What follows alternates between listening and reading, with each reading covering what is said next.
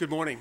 I'm Claude Barfield, a resident scholar here at the American Enterprise Institute, and I'd like to welcome you to our International Trade Policy event, The Urge to Merge, the President's Reorganization Proposals for Commerce and Trade. We have, I think, a very good panel this morning to discuss aspects of the President's proposals. I think this is part of a larger, and I'm trying to remember, somebody could correct me, I think early last year, early in 2011, the President announced that there was study groups out of the White House to look at a number of potential reorganizations or streamlining of the government, of which I think from the beginning they announced that trade would be a first priority. I remember going over, as some of you probably in this audience did, to the executive office to talk with the staff. I think it was in the spring of 2011 about the potential proposals on organization around the Commerce Department and around the trade agencies. They seem energetic, enthusiastic, but then it just disappeared, at least from my radar screen. And I remember, I think there was a couple of pieces inside U.S. Trade or somewhere that they were asking, what has ever happened? And probably the administration is got other things on its plate, not coming back to this. But the President did come back to it in the State of the Union. And then we have a proposal, Craig Van Grastick, one of our speakers, calls still a fairly sketchy proposal, which proposes consolidation around, the administration doesn't say it this way, around the Commerce Department, but adding to in the Commerce Department, the U.S. Office of the U.S. Trade Representative, Small Business Administration, Export-Import Bank, OPIC, and the U.S. Trade Development Agency. At the same time, in the non-trade area, the administration is proposing to switch the NOAA from the Commerce Department to the Interior Department. We're going to be talking this morning about the substance, but also I think about the politics. Obviously, any reorganization proposal brings out of the woodwork all kinds of private interest groups, as well as more quietly, since they actually work for the President, interest groups who are part of the bureaucracy, who I'm sure have been up on the Hill quietly since he either in favor or against what the President has proposed, as was the case earlier with other presidents, and certainly will still be the case now. I say it's an interesting. I'll come back and have some words to say after the panel speaks. But the press reaction, forget about the congressional reaction, interest group reaction. The press reaction has kind of wandered back and forth. There was the theme of streamlining the government, of consolidating, putting things together. But only a few. Notably, I think I looked back at this morning. The New York Times, Mark Sandler in the New York Times was the only paper that I think said that this was a part of a major effort to downsize government. And it's interesting. The press, I think, the other press was, I think, more accurate.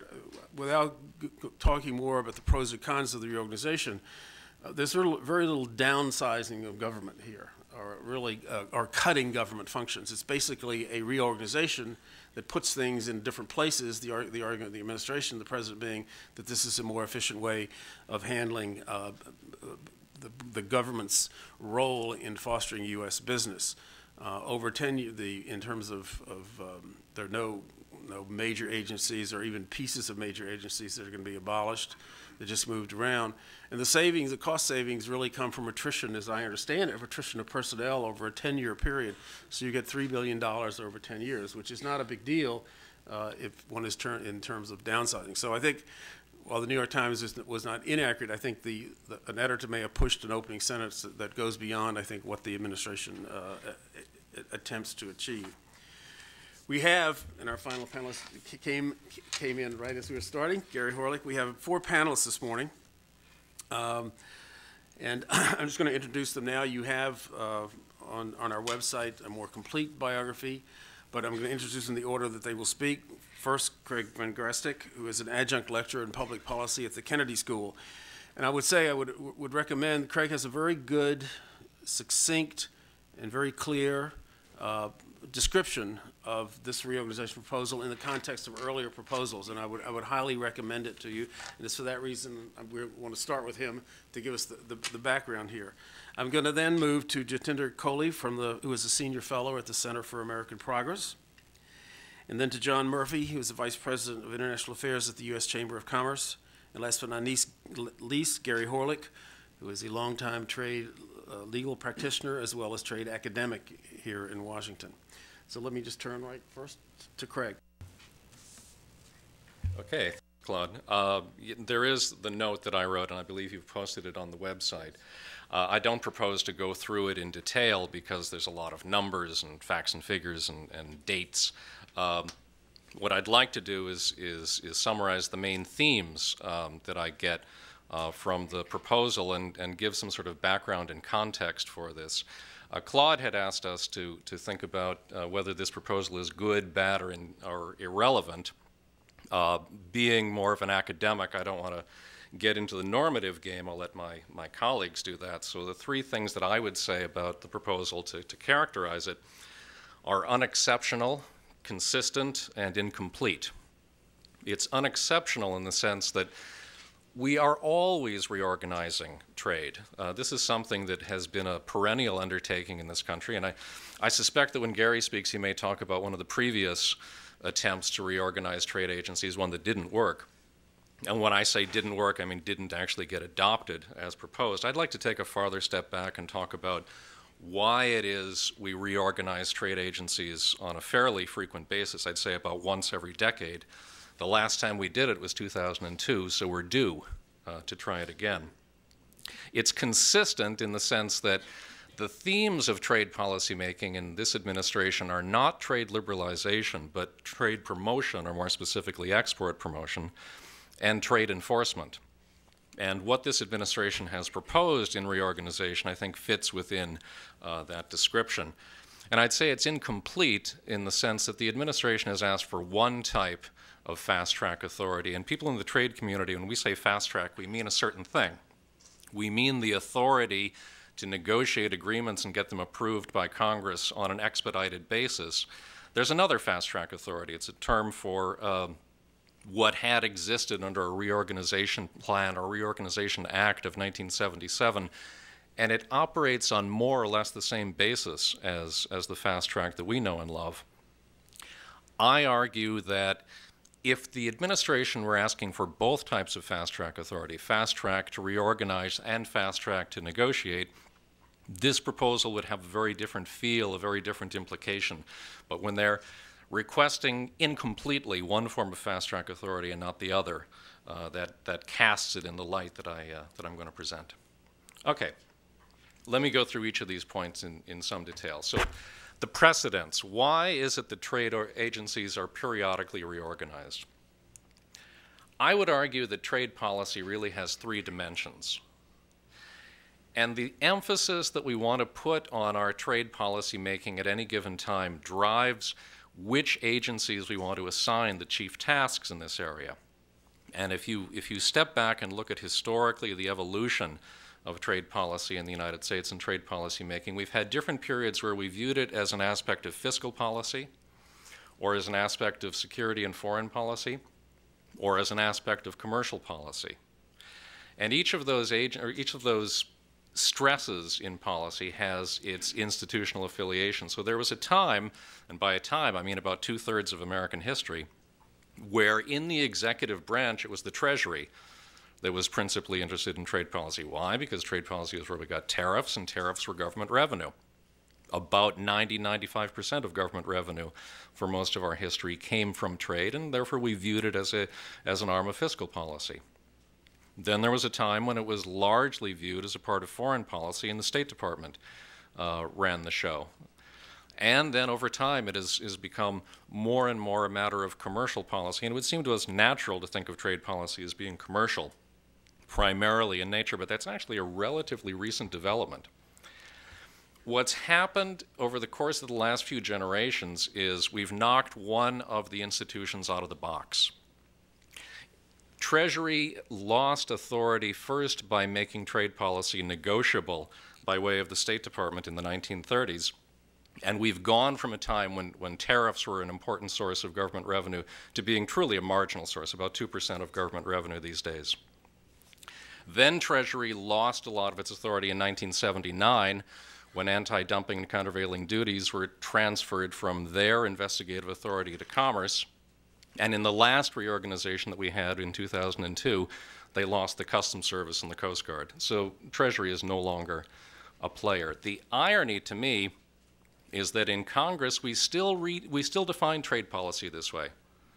We still define trade policy as being an arm of fiscal policy because it's the House Ways and Means Committee and the Senate Finance Committee that are the principal policymakers in Congress on trade. But that's for Congress to do. Foreign Relations and Commerce Committees have almost no role.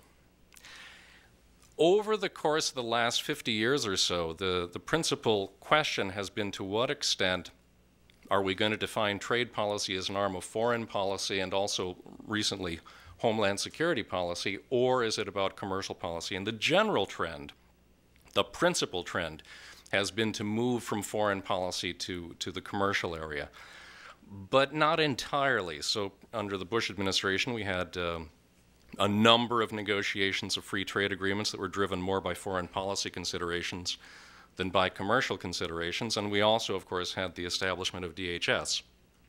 So when the Department of Homeland Security was created and we moved to DHS, some of those functions that had been in Treasury, that was temporarily a return to an emphasis upon the security and foreign policy aspects. But my argument would be, in the case of the Obama administration, we definitely are moving back towards, after the Bush administration, an emphasis upon trade policy as commercial policy. In that context, it's not just re-emphasizing the commercial aspects, but changing the direction of what type of commercial policy we're after. And I think it's a hallmark of the trade policy of this administration to be more modest in ambition, to be less ambitious in negotiations, not to stress trade liberalization. If you wanted to stress trade liberalization, you'd do two things. You'd elevate or at least maintain the USTR in the status that it has, and you'd rearm USTR with fast-track authority. But instead, this administration is principally interested in export promotion and in trade enforcement, both of which are about making the most of what you can with the existing agreements and not negotiating new agreements. And I think that the proposal on the table now is very consistent with what the administration has done and said in both of these areas. So let me turn a little bit more specifically to the Obama administration's priorities and why this proposal is consistent with them. The emphasis on trade promotion was signaled in the 2010 State of the Union message, and you may recall that's when President Obama said we should double exports in a 5-year period. The most recent State of the Union message was about emphasizing trade enforcement and the need to undertake new cases, and especially, although not exclusively, with respect to China. And again, both of these are about pursuing the existing agreements and not pursuing new agreements. Now, the numbers that we got just last week, we got or 2 weeks ago, the full year 2011 trade data. This, I think, is one of the main reasons the administration is pressing the issue right now. There are not a lot of good green shoots in the economy. Some are emerging, but the one area that the administration can point to the best recovery from the financial crisis is in exports. They set the goal of doubling exports in 5 years. To do that, you have to increase exports by 14.9% per year. The last 2 years, we've exceeded that level. Now, the extent to which that can be attributed to the actions of the administration is debatable, but nonetheless, it's one of the areas they can point to as having been successful. And to cast this reorganization in that light, trade enforcement, trade promotion, I think is quite consistent. The administration also is stepping up efforts in trade enforcement and concentrating them to a considerable degree on China. These numbers here show you the extent to which the U.S. trade deficit has been attributable to China over the last 10 years, 12 years actually. Tariffs have risen to the point where almost half of all the tariffs that we collect anymore are on China. And virtually all of our complaints in the WTO involve China. Up until this last year, it also looked like anti-dumping and countervailing duty cases were going to be concentrated almost exclusively on China, but this last year we had a number of non-Chinese cases, so I took that part out of the chart. Not as consistent with the rest of it. So the incomplete part, and this is where I'll end my remarks and turn it over to my colleagues. The incomplete part is the fact that we're asking for one type of fast-track authority and not the other. Of these past reorganizations, which I say come up about once every 10 years or so, there's two different ways you can reorganize the institutions of government. One is you get Congress to enact legislation and you give the legislative branch a very significant voice in developing the proposal. And that's how we did a lot of our reorganizations from the 1930s all the way through the creation of DHS in 2002. The other thing you can do is what the administration has asked for, which is a form of fast-track authority. And the fast-track authority, the text of which I've included in the note that you can get off the website here, that authority is one that is currently known on the books as the Reorganization Act of 1977, because that's the last time that it was rewritten and posted. But in fact, we have had a version of reorganization authority going back to the 1930s. And it is true, as the administration said, that basically every president from Roosevelt through Reagan had and used this authority. President Ford didn't use it much. But the authority provided for the president to develop, sometimes in very small ways, sometimes in very big ways, shifting of authorities and resources between agencies to do the type of thing that is being proposed here. And having come up with a reorganization plan, it used to be that Congress had a legislative veto because of constitutional interpretations in the early 80s. In the INS v. Chadha case, it was changed from a legislative veto to Congress had to act affirmatively on it, and the type of authority that we had from 1977 to 84, amended in the early 80s, it was very much like the fast-track authority that we know in trade policy, which is to say the president would develop a plan, send it over to Congress, and within 90 days it had to be voted on up or down. The only real difference between that fast-track and the fast-track we know is that in trade policy, Congress has to act one way or another. They have to vote it up or down. In the case of the reorganization plan, if the Congress did not act at all, that was the same as voting no. Anyway, the point on which I want to end here is that we do have two different types of fast-track.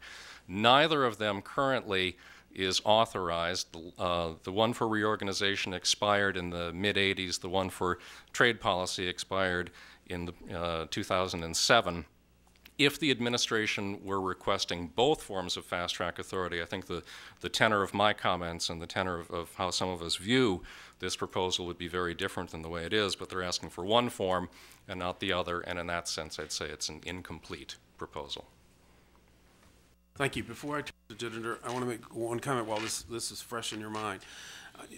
I think that I would agree by and large, except that I want to point something out in terms of the administration's major trade initiative, the Trans-Pacific Partnership Agreement. The Trans-Pacific Partnership Agreement really follows in line, I think, even though the administration doesn't describe it with us, with the fusion of trade and security that began under President Bush. The Trans-Pacific Partnership is as much a foreign policy and security tool as it is a trade tool. This is not to say that it's not going to be, that will not be judged largely or in part or largely as a trade agreement, but particularly after the president's trip in November, where this became the symbol, and if you see how it was perceived in Asia and also in papers here, the symbol of the administration's bravado that we are back in Asia, the symbol of our ability to lead an alternate vision to the intra-East Asian vision that the Chinese are pushing. This is all mixed up, and this is why Hillary Clinton and the Defense Department are very much involved in pushing the Congress or in lobbying Congress on this, as well as the USTR. I don't want to go on. We can talk about this more, but I would say that foreign policy still is important, and it's particularly important in the one initiative, which is a trade liberalization initiative that the administration has now gotten very much behind. Jitender, I'm going to turn next to you. Thank you so much. I suppose I'm going to talk about two things today. I'm going to talk one about the proposals that we put out at the Centre about a year and a half ago in a report called Focus on Competitiveness, And one of those proposals was that you should reorganize government and consolidate agencies focused on competitiveness. And then also I'm going to talk a little bit about my own personal experiences in the UK. As you may be able to tell, I'm not American, and I used to work in the British government. Indeed, I spent 15 years working in various parts of the British government, largely on economic policy. I worked in our Treasury Department, I worked in our Prime Minister's office, and I worked in our business department. And I'm also going to talk a little bit about the experience of the kind of Brown government in terms of consolidating governmental agencies and competitiveness, which is one of the things that we did. And I was very intimately involved in that period. The other thing I just want to say as a sort of caveat is I'm probably the only person in this room who's not a trade expert. I don't profess to be a trade expert. I don't work on trade. I work on overall economic competitiveness policies, and I've done I spent a lot of my career in that space. So turning to the why did we at CAP look at this issue and why did we conclude what we did? Well, first of all, we wanted to do a study on something that I think people do occasionally, probably every sort of 10 or 15 years, but not all that often, which is look at why is it, not look at what the drivers of competitiveness are, what the drivers of economic prosperity are. There are lots of people in this town who put enormous energy into looking at that subject, both broadly and in depth, looking at particular areas in depth, but more at whether government was equipped well in that space. Was the capacity of government in the area of competitiveness policy strong, weak, or average? That was basically the question we were asking. And we spoke with a large number of people who had worked in government, who had worked with government, worked on the Hill, worked in the administration. We didn't speak with anyone in government at the time. We only spoke with people who had left, other than on the Hill, where we did speak to people in government, but we intentionally didn't speak to people in the executive branch. And we found two things. I think we found, first of all, that implementation of policies to safeguard the future prosperity of this nation, or competitiveness, as you might otherwise term that, are enormously fragmented. And enormously fragmented compared to any other country you can think of. It is hard to think of another industrialized nation which has so many agencies with their fingers in the pie of trying to make make their country successful for the long term. And as a result of that, if you ask yourself the question, so who's responsible? Who's responsible for developing a policy to ensure this country is competitiveness for the long term? Actually, the answer is someone over there. If you go and speak to people who've worked in SBA, they're like, oh, someone over there. And most people point to NEC. If you ask people the answer to that question, most people say, well, it must be the National Economic Council because it's clearly not us. And you go and talk to people in the NEC, and then they go, oh, well, it can't be us because we're too busy running around after what the president wants this week or last week or 3 weeks, this month's theme. So if you ask yourself that question, who's responsible for economic policy as a whole, there's no there. And that, I think, is a real problem which faces this country. Now, you can argue about the contents of that economic policy. You can think that the content should be significantly less regulation and lower taxes, or you can say it should be investments in infrastructure. And in this very partisan city, I've noticed people do argue about those things vigorously. Personally, I'm slightly less partisan because I worked in government. I used to be a civil servant. Personally, I think the answer is somewhere in the middle, probably. But hey, that's just me. But you do need somebody who's responsible for trying to deliver that level, trying to both develop and implement policy towards economic growth. So that led us to the conclusion, which is not exactly rocket science as a conclusion, that there should be some kind of agency in the federal government who more clearly holds that responsibility. And we present a series of options which range from broadly the option the administration have proposed, merging these 6 agencies and getting rid of the bits of commerce that really don't do anything to do with commerce. NOAA being the most obvious bit, not criticism of NOAA, but NOAA is a world-class weather agency. and the idea of a weather agency being in the department that thinks its aim is competitiveness is a slightly odd state of affairs. And create instead an agency that is explicitly pro-business, explicitly pro-economic growth, and explicitly pro-competitiveness. So there's a voice for that, there's a voice for that constituency around the cabinet table. And maybe this would be an agency that attracts a more heavyweight leader than Commerce Secretaries have typically been, which is a sort of another sort of potential advantage. These things are not easy to do. They're very, very hard, particularly in Washington. As Craig said, Congress is an area where you need to get agreement, and you can either get agreement by seeking fast-track authority, or you can get agreement by taking legislation to Congress. But either way, this gets at the thing that members of Congress care about absolutely more than anything else: the jurisdiction of their committees. And so this is not easy for that reason. It's not easy because there are lots and lots and lots of interest groups who say, oh, hold a sec, this is a kind of a really good idea, and we kind of see why we should do this, but obviously don't touch the bit that we work on. And, in the same way that people write papers saying that about USTR, and USTR is a special agency and should be protected, I know there are conversations in the city, and there were during the time the administration was thinking about it, about how small business was a special constituency and it needed to be protected. There were conversations about how the trade and development role that both OPIC and the Trade and Development Agency play was special and needed to be protected. And there were even conversations about how NOAA was working perfectly well within commerce and it needed to be protected, and really sending it to the Interior Department wouldn't be a very good thing to do. And then the last group who are particularly reluctant are the agencies themselves. I think Ronald Reagan once said the closest thing to immortality in this, in this world is a government program, and I think he was almost right. I think the closest thing to immortality in this world is probably a government agency, which owns lots and lots of government programs, and so government agencies are very, very resistant, and as Craig said, they're perhaps quieter in their resistance than public interest groups. So that's the kind of case for the US and why we did it and where that stands. So let me talk a little bit for a moment about my personal experience. In 2007, I was running the British equivalent of the Office of Information and Regulatory Affairs. It's a kind of medium-sized, 100-person organization, highly graded in terms of the quality of our staff. We were sort of senior, nimble organization. We were in the Cabinet Office, which is like the Prime Minister's office, or the equivalent of the EOP in the US.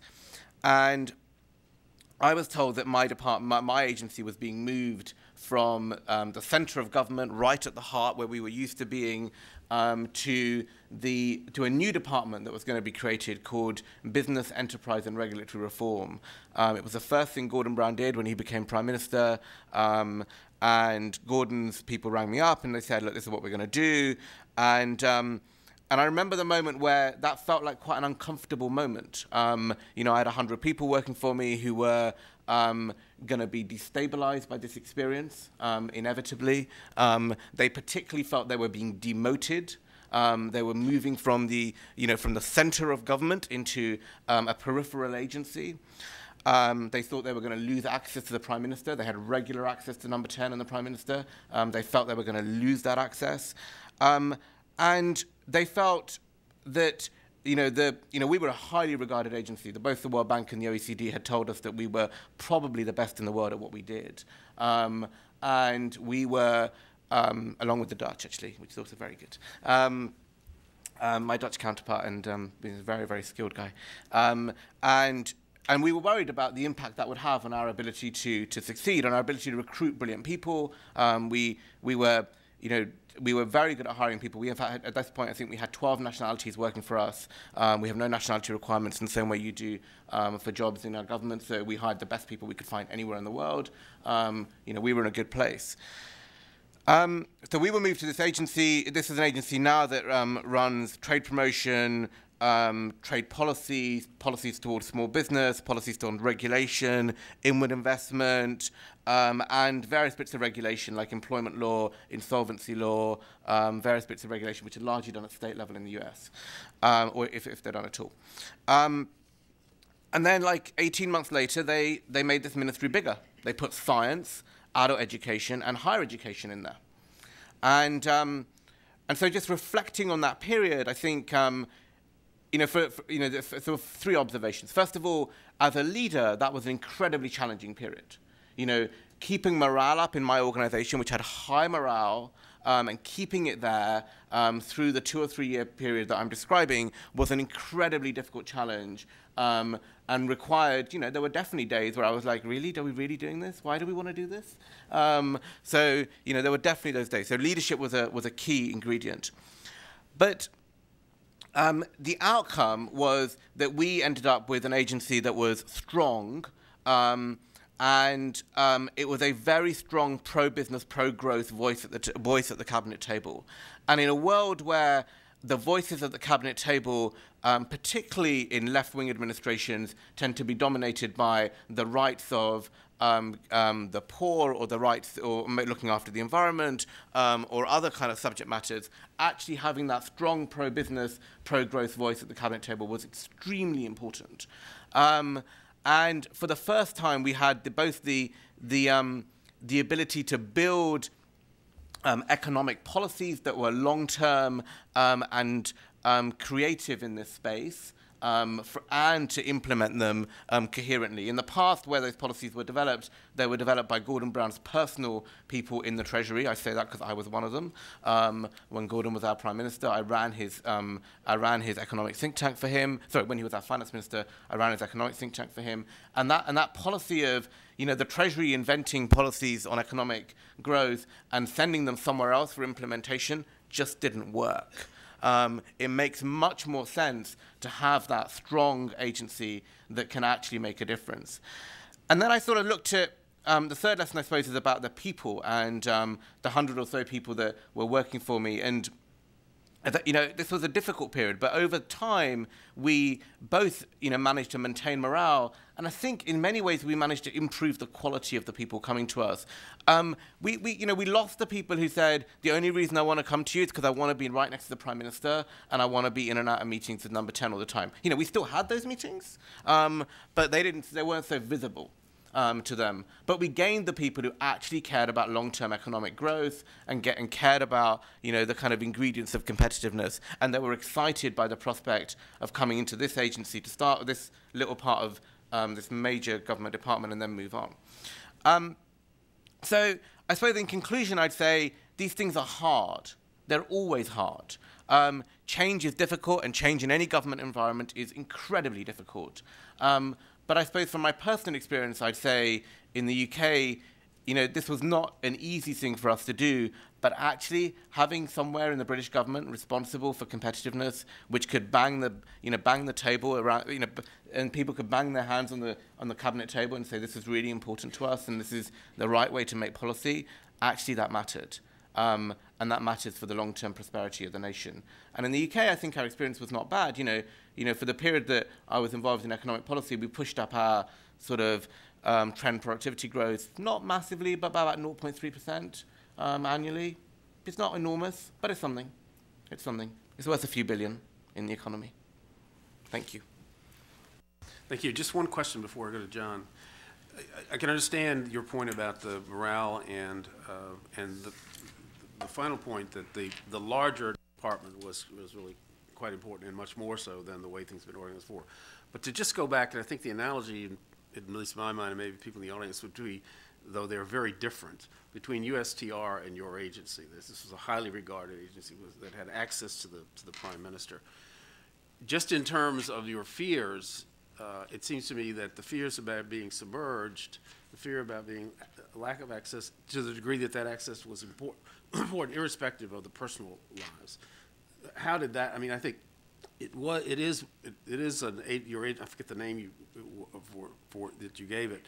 It is still submerged in a larger department, and so to that degree, things have changed, and that I think would be the analogy here. I'm not. I think it's about leadership. Actually, I think we went from being we were 2% of the new department when the new department was created. We'd like to think we were the best 2%, we were. I remember having a conversation with the Prime Minister in which one of his advisors said to the Prime Minister something along the lines of, "Look, these guys are really good, and they're way better than they used to be." And he's like, "Well, I don't understand." He's like, "Well, the quality of their people, their ability to have conversations, and we now want them in the number 10 meetings in a way that in the past we used to grudgingly invite them."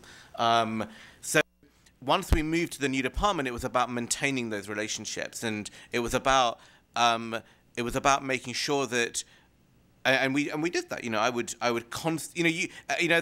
You had to work a bit harder, I suppose, at making sure that people in number 10 invited you to the meetings, because you were no longer in the building next door. You were now a 3-minute walk away or a 7-minute walk away. And you weren't on the same email system. They actually had to type in your whole email address. They couldn't just, see you on the kind of drop-down menu of email addresses. But Outlook helps with that. Outlook remembers all the email addresses you've ever typed, so that's good. So you had to work harder at it. But it wasn't impossible. And actually, in the end, if you sort of rewind 10 years, when we were in the center of government as an agency, our people were not very well regarded. And actually, number 10 did not invite them to the meetings. There's still discretion. If you think of number 10 as the West Wing, that's the easiest way to think of it. There's still discretion among the people who hold real power and sit next to the president or the prime minister on who they actually invite. And just because you happen to be on the same email system doesn't mean they're going to invite you. They're going to invite you because you're good.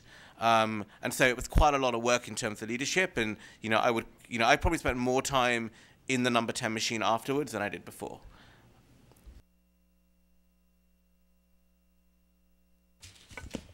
Good morning. It's a pleasure to be here today. If you haven't guessed already, I suppose my function here is to be the curmudgeonly voice of the forces of reaction and those who say that change is bad. And if my wife were here, she would be nodding vigorously. But now this is an interesting and useful discussion, and I'm pleased to have a chance to try to make a contribution. So after the president made his announcement on Friday the 13th last month, the business community has expressed considerable concerns about at least some aspects of the proposal as it exists. The Chamber was one of 86 business associations that signed a letter expressing some of those concerns, and amongst our lot there were representatives of small business, large business, agriculture, services, manufacturers. At the heart of our concerns was really the high regard that the business community has for the office of the U.S. Trade Representative. As Kevin Brady, the chairman of the Trade Subcommittee, said, USTR is nimble, aggressive, and operates on a tiny budget, yet it participates in round-the-clock negotiations with trading partners throughout the world. So in the business community, in our letter, there's strong agreement for that.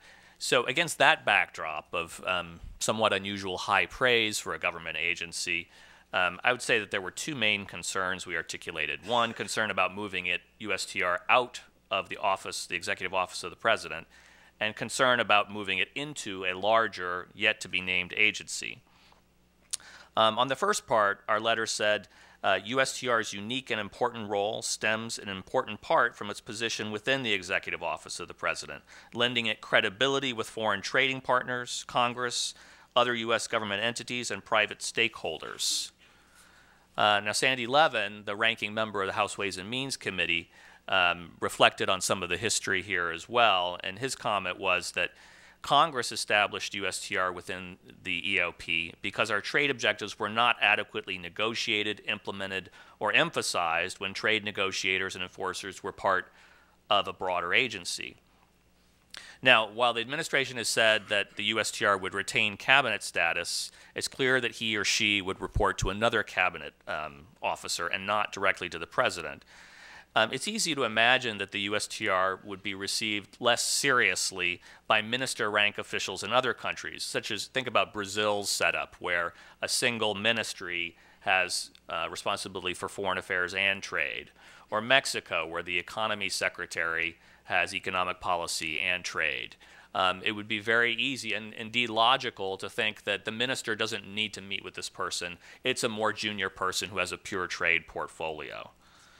As Dean Kleckner, who served 7 two-year terms as president of the American Farm Bureau, wrote about this, he says, the United States needs to have a trade diplomat who possesses genuine stature rather than a spot on the organization chart that puts the office below the head of a third-tier cabinet secretary.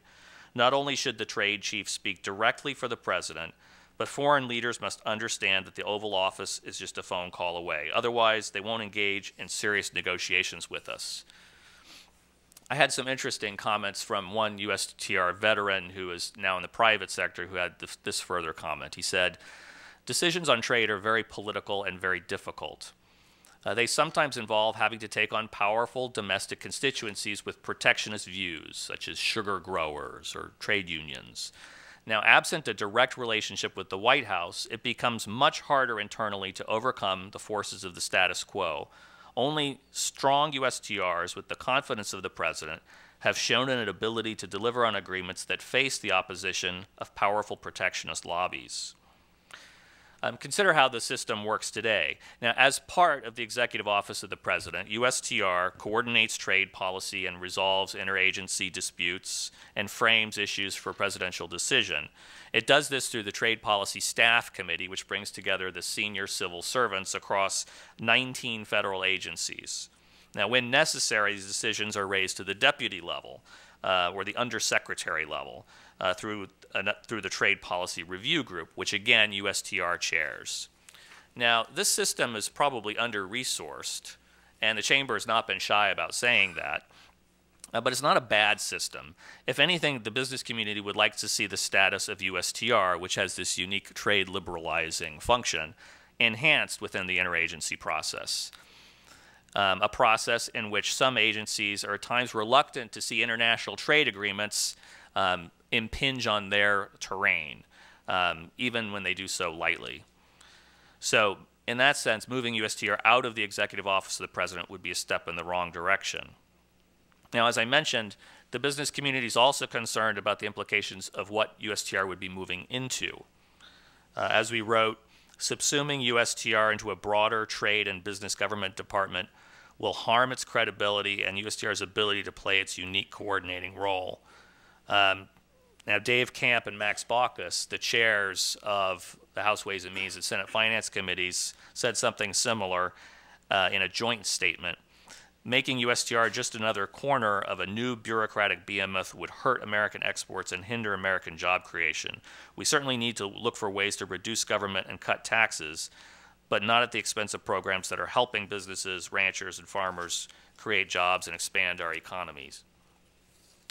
Now, those who know the trade agencies well have argued that the President's proposal envisions false economies to be reaped by combining staff resources. Take trade enforcement. Now, USTR has the lead on the enforcement of U.S. trade agreements, but enforcement of U.S. trade remedy law, anti-dumping and countervailing duties, is the job of the Commerce Department, with a role as well for the quasi-judicial U.S. International Trade Commission. Now, while staff in these agencies both are doing something that's called trade enforcement, what they're doing is actually quite different. And even in a merged super department, it would be very important to have bright lines between them. Now, finally, there are process concerns. In the laconic words of Inside U.S. Trade, several congressional sources said that Obama's failure to have substantive consultations with committees of jurisdiction prior to his announcement seemed to signal that the White House may be more interested in the political value of the proposal than in actually getting it approved by Congress this year. There's more to this than just the usual concern about poor executive legislative consultation, which we hear under any administration from time to time. Because congressional authority over trade is not in question. Article 1 of the Constitution says the Congress shall have power to regulate commerce with foreign nations. Senator Orrin Hatch, the ranking member on the Senate Finance Committee, said that he found it very disconcerting that there had been no formal consultation, and he, over the past year, had requested on several times and done so publicly to hear about what the proposal is. And the business community has some of those questions as well. Many people I know, and the chamber as well, were consulted about a year ago as the administration went through this process of exploring whether or not there would be good ideas in terms of the merger of trade agencies. Many of the concerns that we voiced in our letter were said, in fact, by many people that I know. And so there's disappointment that, in a sense, we were not heard.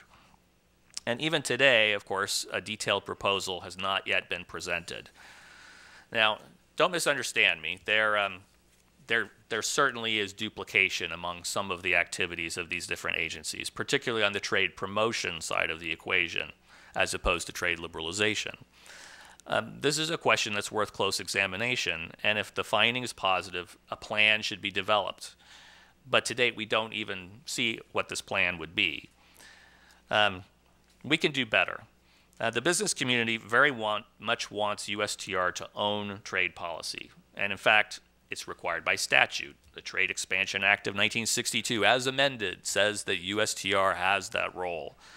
The business community would support measures to strengthen USTR's role. Additional resources would be a good beginning. And in addition to that, the longstanding practice of seconding staff from other agencies to USTR maybe should be used more aggressively as needed.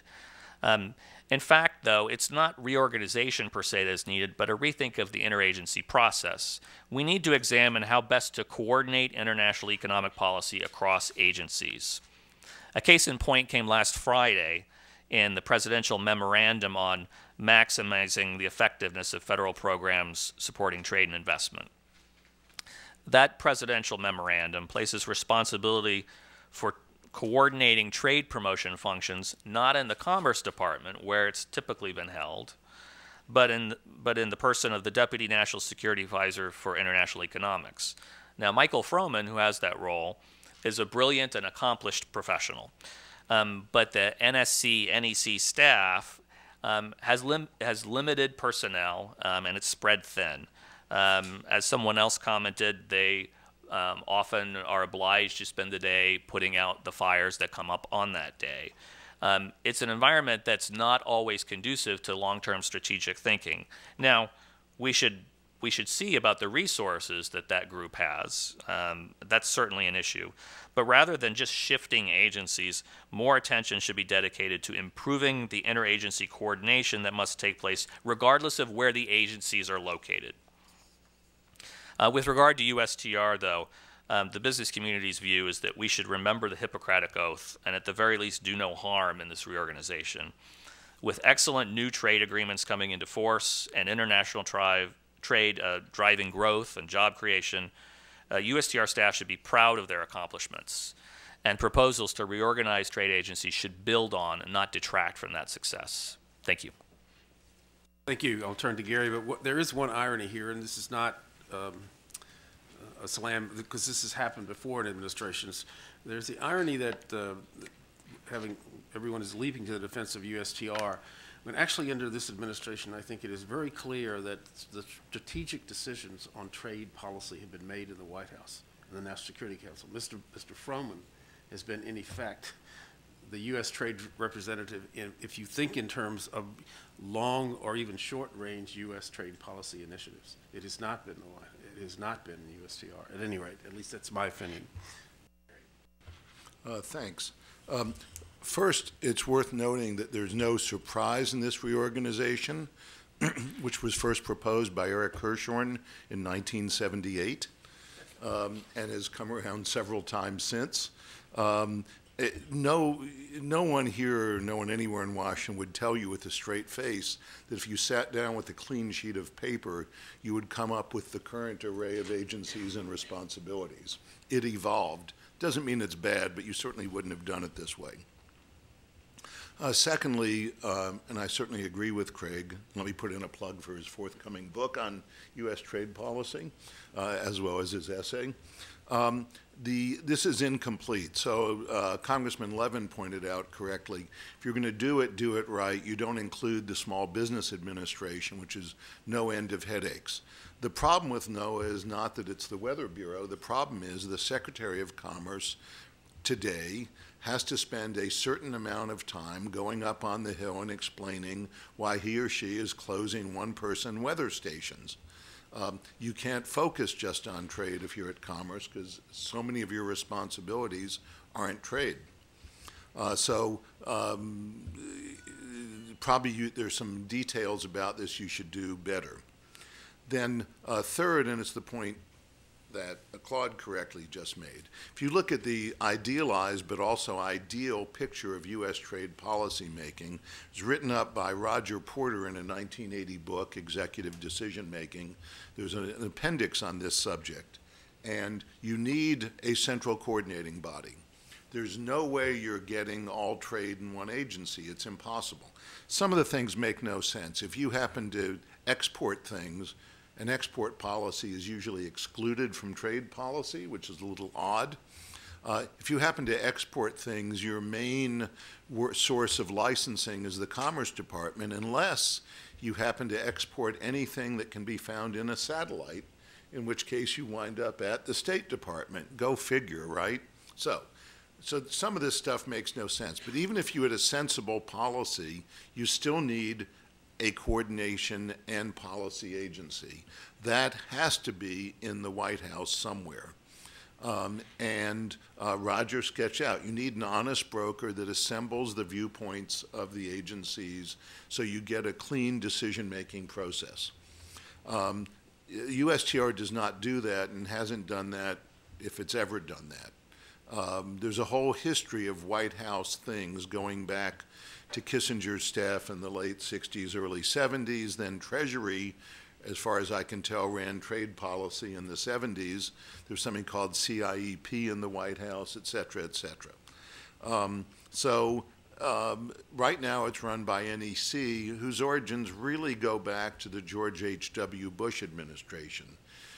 And it hasn't changed that much since, and it's been perpetually under-resourced. John's totally right about that.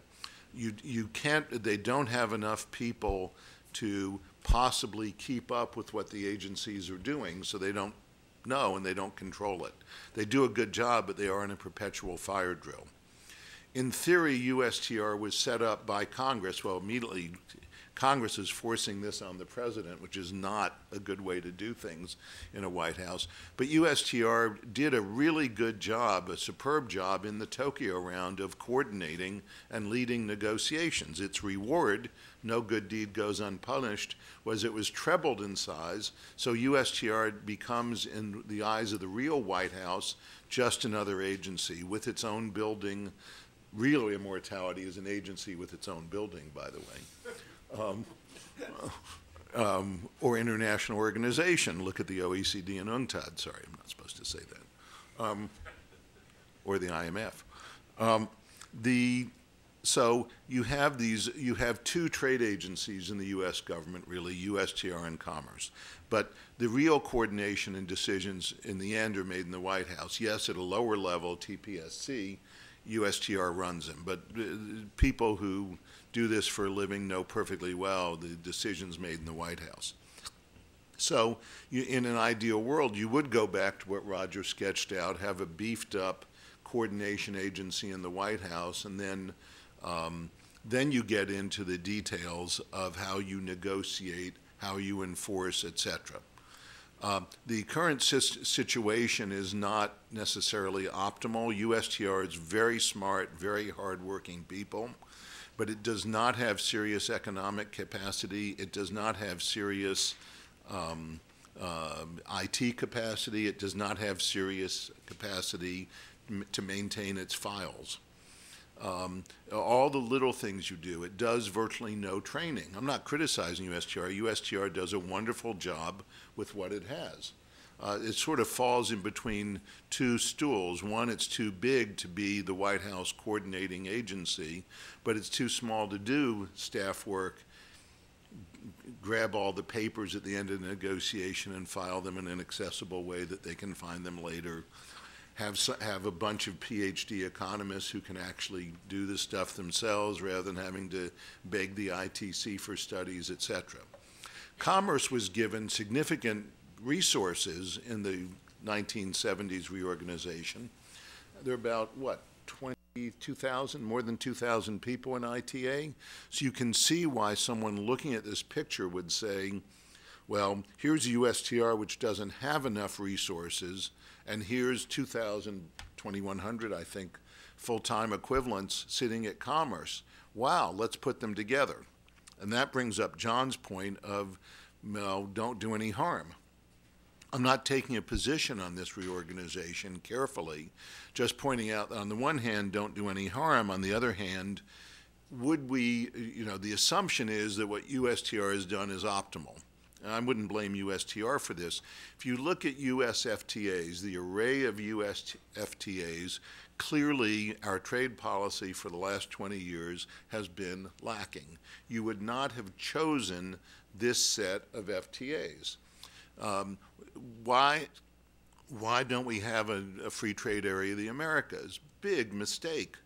I'm not saying it would have been easy. I'm just saying if you sat down, would you rather have the FTAs what you have, or would you rather have FTAs with Brazil, Thailand, Malaysia, Switzerland, Southern Africa, much bigger ones?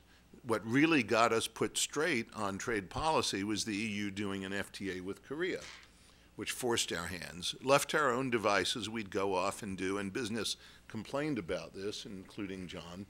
We'd go off and do more and more small FTAs where people had to walk up to the Hill and fight one-vote debates on FTAs with no economic significance.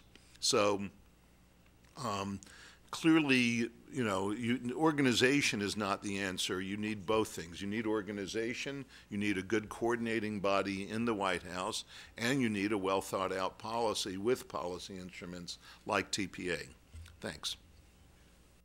I'm going to turn to the panelists to talk about themselves for a minute, but I'd like to just follow up with a question to Gary and challenge it a little bit. I mean, we don't have the counterfactual, but is there any? There's not much evidence, as far as I can see, that that USTR, even with its limited resources, has not really been on top of its job. Now, the questions you raised about whether or not you had a free trade of the Americas versus other FTAs is something beyond. I mean, that's something that's done at the White House level. So you can't. But I think just in terms of what they do. It seems to me the system, yeah, they're always under the gun. They're always working 24 hours a day, but a lot of these people love this because of where they're the center of a great deal of policy making. So, I'm not sure that the system is not working reasonably well as it is. And my challenge, my disagreement would be, I think you're suggesting that somehow if the USTR had been different, we would have had a different set of FTAs. There, I think you do get into, these were questions of beyond just trade policy. And one can say that shouldn't have, I know the business community and even some trade economists, my friend Jagdish Bhagwati, finds that if you're not dealing with this in terms of, for an economic rationale, you're somehow polluting trade policy. I happen to think that is a very narrow view, that once you get beyond the multilateral system, you're inevitably going to think of these things, not just whether it's Korea or the TPP or the free trade of the Americas, in terms of not just U.S. economic policy, but U.S. diplomatic and security policy. Anyway, go ahead. First of all, we don't know the counterfactual, and I certainly don't blame USTR necessarily, underline necessarily, for our current array of FTAs. But and we don't know. And it's certainly between USTR, Congress, the business community, and most importantly, the White House. So it may be that the current USTR setup is the optimal setup. But that would be by accident. And among bad choices. And maybe the best, but it is a fact that USTR doesn't have economic analysis resources, serious ones. Anyone want to dispute that? It is a fact they don't have IT resources of any serious kind. Dispute? I'm not saying they'll get them in this new pattern. I'm just stating facts. Now, it's a fact that they can't always find their documents.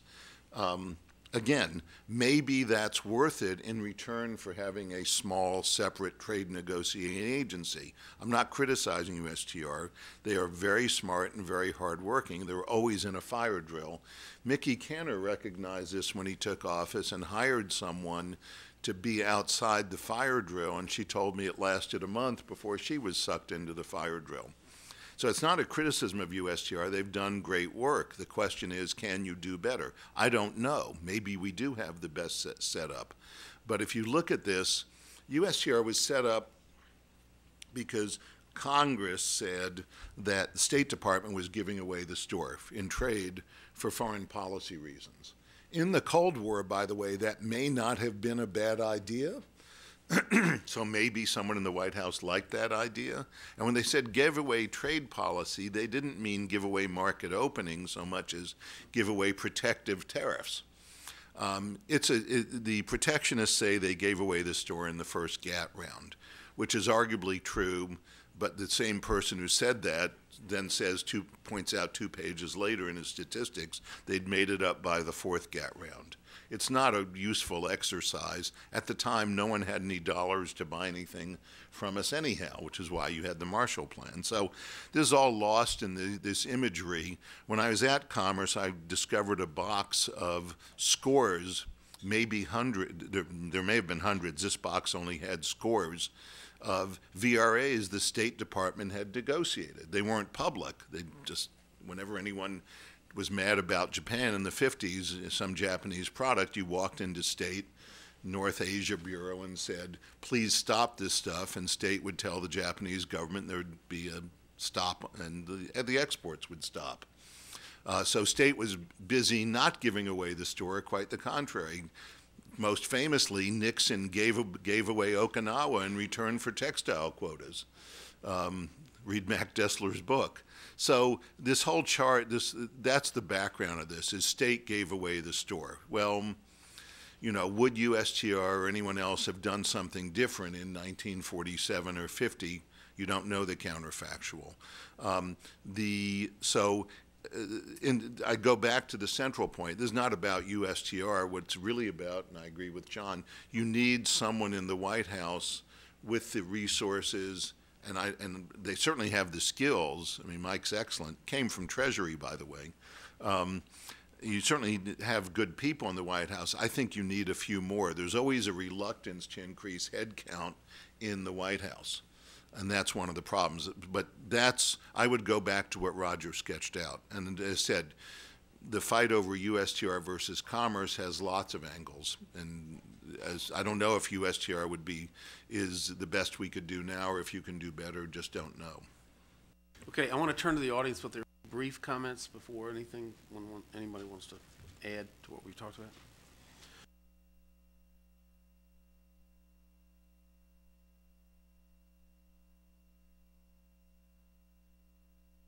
Is there brief statements? So we also have a microphone. So right here in front.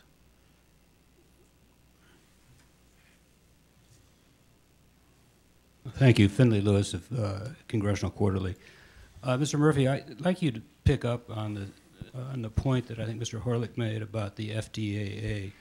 I mean, I assume the Chamber of Commerce supported the notion of an FTAA. And given that it was never achieved, presumably there was an opportunity cost. I wonder if you would diagnose a failure to get an FTAA in the context of this discussion, and then relate it to what kinds of programmatic changes might be necessary, or might have been necessary, in order to have achieved that objective. Well, it so happens I wasted my youth on the FTAA. As I recall it, the reason the FTAA collapsed under its own weight from the U.S. perspective was our insistence on what we nowadays call the high standard model of a free trade agreement, with disciplines on investment, including investor state, on intellectual property rights, on opening services markets, and government procurement, that the Brazilian government really felt was not prepared to make. And it wasn't just one issue, it was a collection of them. And in the end, that was that was the reason why USTR Bob Zellick developed his Plan B of pursuing a series of bilaterals, which happily today our FTA partners in the Americas account 87% of our exports to the Americas are covered by our FTAs. It's just Brazil out there is the one big holdout. If I may comment, if you look at Ambassador Zella's letter, he says we cannot touch such sacred cows as agricultural subsidies or anti-dumping. But clearly, as I said, you don't blame USTR, don't shoot the messenger. These were decisions at higher levels. Whether that's an interesting question, whether you could get a high standard or not. And enormous amounts of work were done, including by John. But if you were looking at a map and you had a clean sheet of paper, you would probably say, gee, we should have an FTAA. My recollection, we're all this ancient history here, was that the origins of the FTAA had to do with something that Secretary Baker was involved in, and that is the whole financial crisis in the Americas. And my also recollection was that the USTR was very much, the people at USTR at the time were very much multilateralists. Baker, on the other hand, saw this as a trading thing. And he thought he had to give something to the Latin Americans in order for them to take the medicine that he was going to, we were pushing them on the financial side. And this was done really outside of the USTR's purview. And then it was, I think, presented to them. I mean, Baker had very much closer to the president at the time than USTR, though USTR was not out in the boondocks. But in this case, it makes the point this was both a diplomatic as well as a financial as well as a trade issue. And remember, I didn't say USTR necessarily should be abolished. You could equally argue that ITA and commerce should be moved into USTR or some set of resources so that USTR had the resources it needs. I admire how hard they work. That's not a sustainable way to do things. We got a lot. I tell you what, I'll come right down here, but there's somebody right here at this table, and then I'll come right to this table here, and then back over here. Thank you, Gary Blumenthal, World Perspectives. I have my own theory, but I wonder if someone could tell me why the Foreign Agricultural Service was left out of the organization. It's a major economic area, especially in trade. I meant to mention that. This isn't going to happen, and it's not going to happen because of agriculture. The agriculture community has a close connection with USTR. They get mad when the people in the agricultural office at USTR are not from the farm community, but basically normally they are. And the idea of moving it to the Commerce Department, which has gone out of its way over the years to trample on the cotton people, the cattle ranchers, and a bunch of other ag people, suggests, as you've heard from some of the letters, that the idea of moving responsibility for trade negotiations, which matter enormously to the agriculture community, into an agency that historically not only doesn't care about agriculture but tramples on it, strikes me as unlikely. And that, I think, is what killed it in the early 80s, was agricultural opposition. The Reagan administration, President Reagan wanted to win all 50 states in 1984. And it's really hard to do that if you think about it. He got 49, which is amazing. Getting all 50 requires you to really turn somersaults, including in trade. So one of the things they did was impose for the first time quotas on imports from China. We just reopened with China of clothing. And China, after issuing a Delphic Middle Kingdom statement that we will figure out what to do, announced it was not buying any more U.S. wheat. Well, Commerce was the one who did textiles then, so it was a bad start for the agriculture relationship. And as I said, it just got worse after that with cotton, cattle, ranchers, you name it. If I could just say, without answering the question of why not FAS, I just think it's interesting that when I communicated with people in Geneva right after the proposal was made, that was their first question as well. And one of the reasons why some people in Geneva were reaching the very same conclusions in the very same way that Gary just expressed.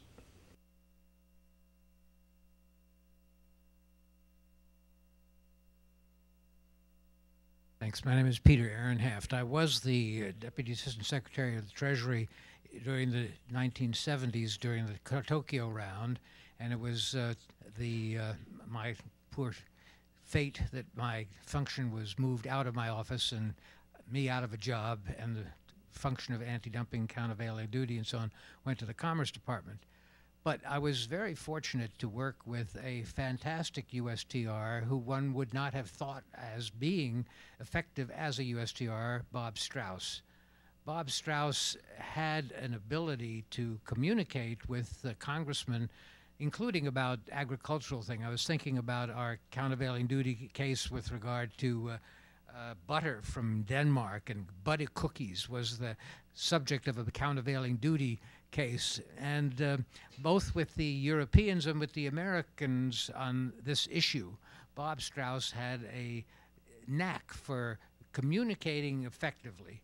And I haven't seen in any, maybe a bit Yater thereafter had some of that, but most of the USTRs have not had that political ability to talk to decision makers, and certainly that's true of our present very dedicated USTR, but has no, I don't see any kind of ability to communicate these ideas to the people who count.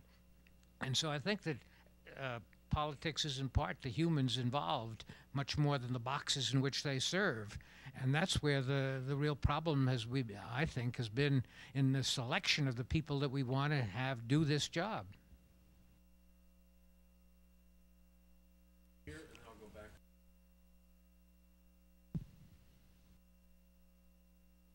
Good morning. I'm Sean Kulkarni with the Ways and Means Trade Subcommittee, Democratic staff. I believe I saw one comparison, or just the open question of whether the president was trying to replicate in some way the METI in Japan, and I was just wondering if you guys have any perspectives on any sort of positives or benefits or disadvantages to that particular model and how it's played out, and what are some lessons that could be learned just from either trying to avoid or in some way duplicate some of the benefits or disadvantages that we've seen from that. METI is quite a large agency. Its responsibilities go well beyond trade and industry into a lot of regulatory functions. It's responsible for the nuclear industry in Japan, for example, which obviously has occupied a lot of attention the last year.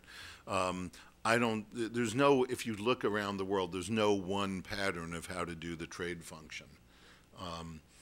Sometimes it's in a finance ministry, sometimes a trade agency, sometimes a foreign affairs. So the one advantage you see out of METI is that the people are rotated, so they have experience in domestic regulation and domestic affairs as well as trade, which has some positive effects. On the other hand, but that's not a reason. It's unimaginable to have something like that. In fact, what this plan does is the opposite. It makes it more of a trade agency. I wouldn't say you automatically follow METI or the Brazilian model. Brazil does a fabulous job of trade negotiation, but not solely because it's in a foreign ministry. You have 2 years of training in the diplomatic academy, you've da-da-da-da-da-da. So there are lots of different models. I wouldn't pick on any one of them.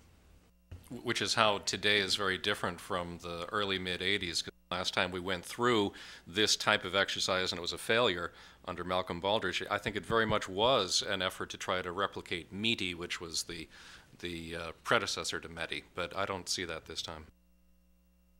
I agree with, and I'm sure I'm sure Craig's right in saying that this is not just about the Japanese have a ministry that works this way and America should have the same. That can't be the way the public debate is anymore. But that said, it certainly is true that not only you couldn't invent this system if you tried, if you took a piece of paper and tried to invent a system, this wouldn't be the one you'd invent.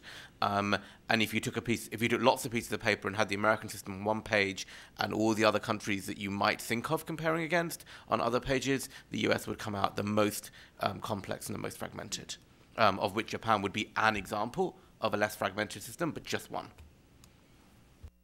I was going to say, I actually also don't think that that's the MITI or METI metaphors in the administration's mind. But you do have a consolidation, and I'm speaking here as a scholar at the American Enterprise Institute, so I'll step right up to that. I am very distrustful of an organization of power.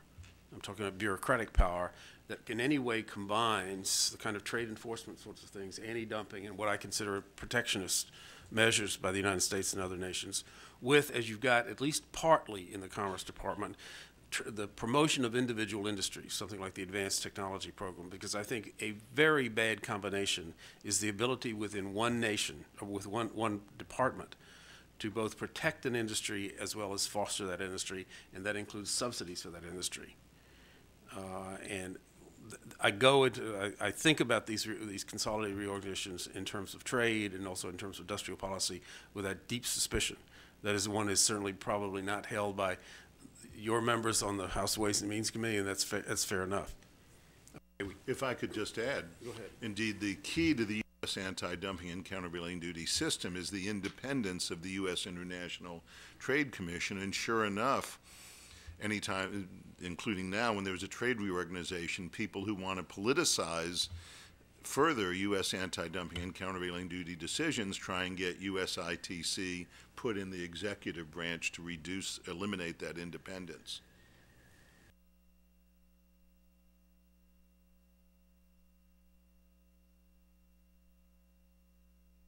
I'm Mike Samuels from Samuels International Associates.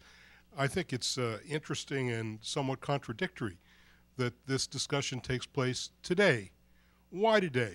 Because yesterday and today there was a major international and domestic conference on promoting U.S. jobs through international trade, headed by, run by, held in the State Department. I'm sorry, did we cut the State Department out in that previous discussion? Well, why is the State Department doing this? I've actually asked a few people because I was kind of surprised that it was the State Department that was holding this important meeting. And the answer was because there is weak leadership at both USTR and the Commerce Department. So you can talk about the boxes, and we all talk about the boxes, but what do you do when you've got weak leadership? In the case of weak leadership, we had a Secretary of State, and it really was Hillary Clinton, who decided to move in and make State Department more relevant to trade and commerce. Now, those of us who've served in both trade agencies and State Department, as I've done, know that there has been a kind of inadequacy at the State Department over many, many years. But that doesn't mean it has to be that way. Are we moving into a time where state might be relevant again? Well, I think the answer is yes, and my example of the Trans-Pacific Partnership is right in the center of that. That has become the major initiative, and if Mr. Obama is reelected, will continue to be, I think, the major initiative for the foreseeable future.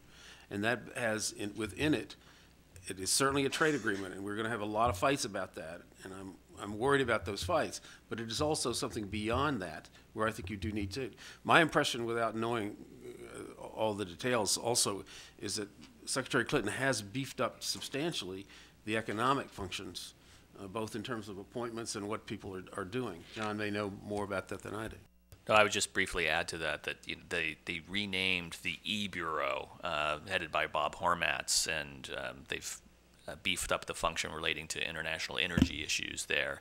And Bob Hormats has done a very good job delving out a program of work related to competitive neutrality and SOEs, really an important international economic policy issue. And it's interesting that that's been happening principally at state and not elsewhere. I mean, it has elsewhere as well, but he's done a lot.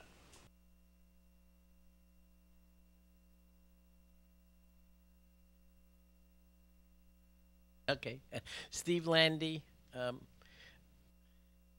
AEI always has the most timely panels, and we appreciate that. The only thing that surprised me a little bit, that with at least 60 people still practicing in Washington who have had more than 5-7 years experience at USTR, that no one's on the panel from USTR, and yet 80% of the discussion is about USTR, etc. So take note. I have one question and one quick comment. It strikes me that the Obama administration is just moving already on trade reorganization.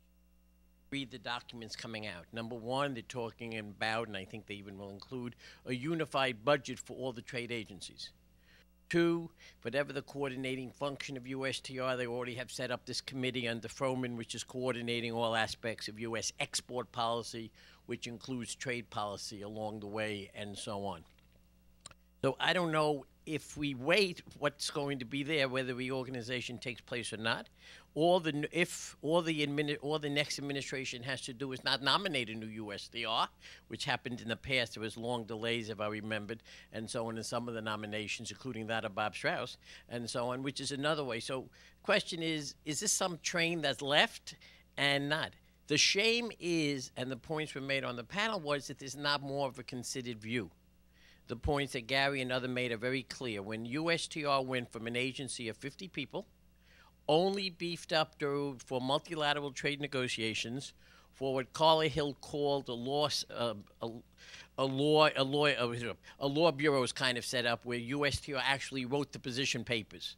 This was a big change, and that's why they blew. And at that point, the question could be asked whether it really belonged in the White House. Sure, that kind of a discussion would be very helpful. Let me go back. There was a third measure that the White House also took, and that is when they announced the enforcement agency, a couple of people, including Congressman Levin, said, oh, good, USTR can enforce these trade agreements, etc., like Gary meant. But then when they announced the budget, $2 million for USTR and $20 million for commerce. So I think a lot of things happen. So the question is fairly simple. One, is this already taking place, and can it be stopped if the Obama administration is reelected? And then two, and a quick comment on Mike Samuels, I think you could have a State Department role in the less commercial areas. I did CBI years ago, and that was co-chaired by State, USAID, and USTR. It was a good exercise. We are now focusing on Africa. We are now focusing on the Middle East, near Asia. In those areas, trade is not necessarily the driving force. So I could see State playing a role, and I do also agree that it is amazing that State has not been given a role in the trade promotion group unless the desire is to say State will be able to be the countervailing force. I'm not sure yet. We would not have had a European community. There would not have been a European Union if USTR was running trade policy back in the 60s and early 70s and the 50s, because they would not have sat still for the kinds of agreements that were being made that were mainly targeted at U.S. agricultural exports first and then U.S. manufacturing exports second, the so-called French-German deal, manufacturers for agriculture. Thank you. The inevitability of State might be another way to title this panel. For most countries in the world, their foreign policy is trade policy. That's what foreign policy is. I mean, they all have foreign policy interests, but their central feature of their foreign policy is their economy, because most countries are more dependent on trade than we are. They're smaller or whatever. So they interact mainly with the State Department. Second, State is the only agency that's all over the world. And with the cutbacks in FCS, that's emphasized. People at USTR or some alumni get really mad if I ever point out that it's not perfect. I share your view, Steve, that its role shifted fundamentally after '79, and to some extent, it reinforces the need for a better mechanism in the White House if you can avoid the headcount problems. Yeah, I'm Emily Kopp from Federal News Radio, and what I'm hearing from all of you is that the status quo isn't great, but this Obama administration proposal is less good than the status quo, and correct me if I'm wrong. But when you're looking at problems now and possible solutions, what type of things might these agencies that are in this reorganization be able to do that is short of actually getting Congress to agree to a complete reorganization? What's that interagency improvements, or what can these agencies do to actually solve the problems that you've alluded to? I'd say two things. First of all, let me just say, a lot of my source of information has been Federal News Radio. It's the one institution in our media that has been really on top of this story. So congratulations for that. Beyond that, I think what's much more important than how we organize the boxes, I've heard two different things. One is people should be good. We should have good people running agencies, and I've noted that from Mr. Ehrenhof's comments as well. I think they also have to be empowered, and I think in the end, to just get back to my original point, unless and until USTR in any guise and in any organization has in hand fast-track negotiating authority, a lot of what we're talking about here is spinning our wheels. 2 points. One sort of micro point and one a macro point. I think on the micro side, you need to look at, if you're not going to do a large reorganization of this nature, you need to look at what you can do to make government make more sense from the consumer perspective or from the business perspective. And I think that's a major challenge, making sense of the various ways in which government can support you, the large number of governmental programs that all sit on top of each other and all profess to help you, but actually confuse you in reality. And some of that you can do in the executive branch, some of that you need congressional help for. But it's a lens which I feel that it should be easier to get some kind of agreement on. I wouldn't say easy, but it should be easier. Because it's self-evidently true that it doesn't make sense to have large numbers of government programs all competing with each other, all trying to do the same thing, all providing services that confuse rather than support businesses. And then a sort of macro point is, let's sort of think sort of 10 years, 15, 20 years ahead. Something's going to give somewhere in this town. If every time anyone comes up with a proposal that says we want to change something because it might make things better, all the people who come along and are anti-change come out of the woodwork and say, this is awfully difficult and we don't really agree with it, and what about this constituency and what about that? Actually, you're not, this is not the way to solve the long-term economic issues that the federal government faces. And, we've heard a series of calls from my colleagues and from people in the room about, surely a bit more resource here would be a good thing. Well, didn't you get the memo? There actually isn't that much money flowing around. So it's very easy to argue for small amounts of additional money in every corner of government. It's very hard to make the big decisions on how you actually make government work better for the long term. But I kind of feel that burning platform, if it hasn't burned yet, it's sort of burning away. And someone needs to jump soon. I've appreciated this conversation because it's helped clarify some of my thinking here. And Craig, I appreciate your distinction that you made between trade promotion and trade liberalization. This is an important reason for the mistrust that you hear from the business community about this proposal, and particularly with regard to USTR.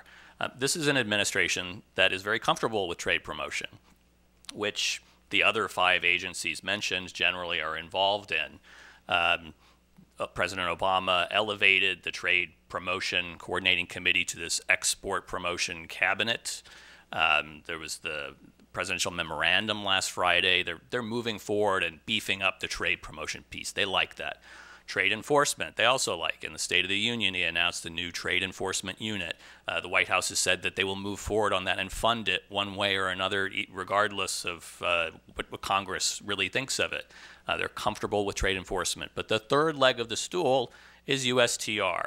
And so an administration that has not requested fast-track authority, that actually has not the administration deserves praise for taking the TPP and running with it and building it up, making something important. They didn't initiate the idea. It started in the Bush administration. There's not a new trade liberalization proposal underway today that really originated in this administration. So when the administration comes along and says, well, we would like to move USTR and subsume it under these trade promotion functions, that means that the trade liberalizing function, which the business community regards as very important, where we have a lot of priorities that we'd like to talk about, is not going to be well served.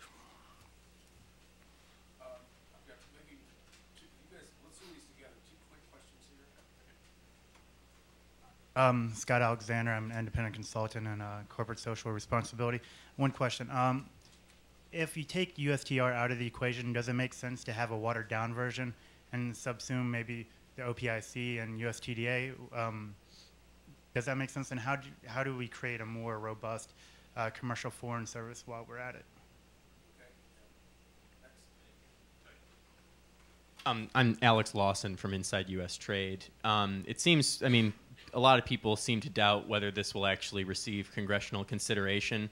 but the presidential memorandum, which John referenced and some other people have talked about, was a pretty clear indication that the administration wants to do whatever it can administratively to achieve the goals of the reorganization, because it may also hold the view that congressional action is, if not imminent, maybe downright impossible. But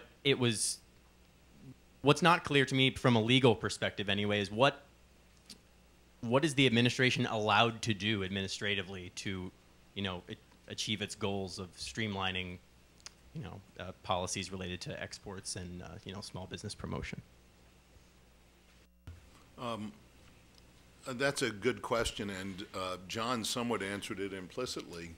The statutory scheme for coordination, for example, is, as he recited, TPSC, TP, whatever it is, and then Trade Policy Council. That hasn't been followed since 1981 on a bipartisan basis. You can't actually tell a president how to set up his or her decision-making apparatus. Some of the things are inevitable. They are in statutes, but a lot of the things can be moved around. That doesn't mean it's a good idea to move them. And for the person from Federal Radio, I don't know if it's a good idea or not. I'm not saying it's a bad idea, but I'm not sure it's a good one. I just don't know. The choice of people, I think, we've had a pretty good run of USTRs. I know, once you get past the Nixon administration, I think there's always criticisms, but I think Ambassador Kirk's done a fine job given what he's been told to do. And he was told to do TPP. USTRs seized onto this with great enthusiasm, devoted a lot of people to it. So, and so far Congress seems to be going along with it, so I think that's his job. Okay, thank you very much. I would like to just add one point in terms of again, the federal news, whether this is good or a bad idea, or whether it's irrelevant.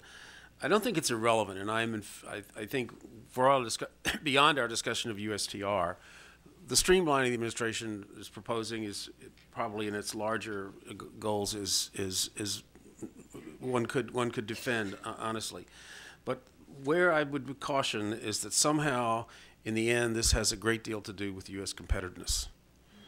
The one place that I agree still with Paul Krugman when he was a real economist in the 1990s was when he cautioned people that nations do not compete, businesses compete, corporations compete, and that the chasing your tail on competitiveness was really to lead to folly. And I think that's the key to keep in mind. If we're going to be a more competitive nation in the future, it has to do with basics. It has to do with fights over macroeconomic policy and regulatory policy, tax policy, those kinds of things, education policy, the long-term things. It's tough to push that in Washington, particularly, and even before we had the deadlock. But that's really the key. This came up, for those of us who are ancient as I and some of the others who won't be named on this panel, a lot of this goes back to the kinds of things we heard argued about how we were going to do competitively with the Japanese in the 1980s. And there was this tweak this policy or that policy, or there was R&D or subsidy or something to do with trade, and it really had little or nothing to do with how we fared in the 1990s. So in the end, thank you very much for coming, and please join me in thanking a really informative panel.